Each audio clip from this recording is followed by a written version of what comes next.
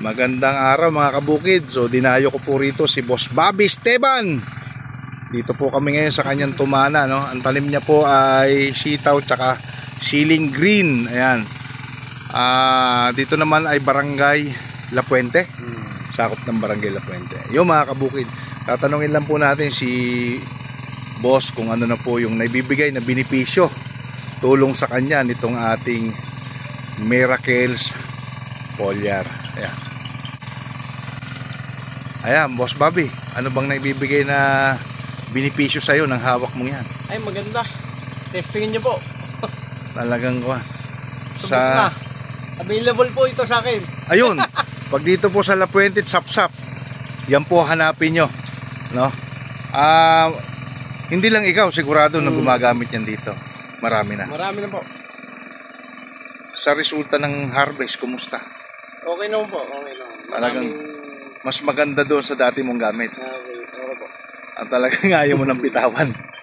Hawak ko na eh. Hawak mo na.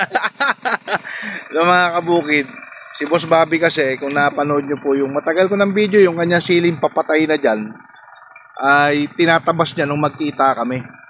So, naialo ko po yung Miracles Foliar, hindi naman nagdalawang isip, gumamit. Yung kanya siling papatay na, ano ba kwento mo ro sa siling mong papatay na? Ayun, nagsupang ng panibago mga kabukid. Tapos doon kami nagsimulang patuloy ng aming relasyon bilang supplier at user naman si Boss Bobby, hanggang sa nag-reseller na nga siya dito sa kanilang lugar. So, nakakatuwa naman, ayan, ayaw tantanan. So ilang buwan na itong iyong sitaw? 10 buwan mahigit. 10 buwan mahigit. So pag nag-spray ka, interval ilan araw? Ang pagitan? 2. Ayan. So hindi pare-pareho, may pag sinipag 2, pag tinamad-tamad 3. Ayan po resulta mga kabukid. Mahigit 10 buwan. At ang kanyang sili, ayan, kita nyo naman. Anong variety na sili mo? Ayan, Mega Soler. Mega Soler. Ako, malalaki ito.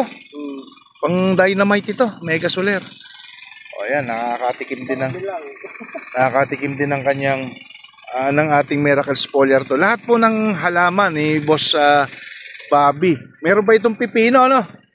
Meron pa. Yung pipino, ginagamitan din natin ang ating Miracles Foliar.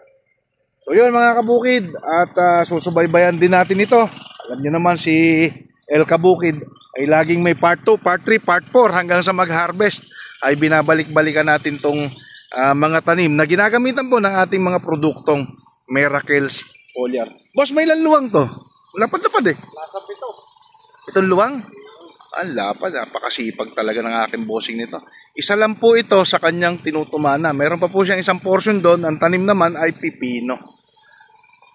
So yun mga kabukid, maraming salamat po sa inyo.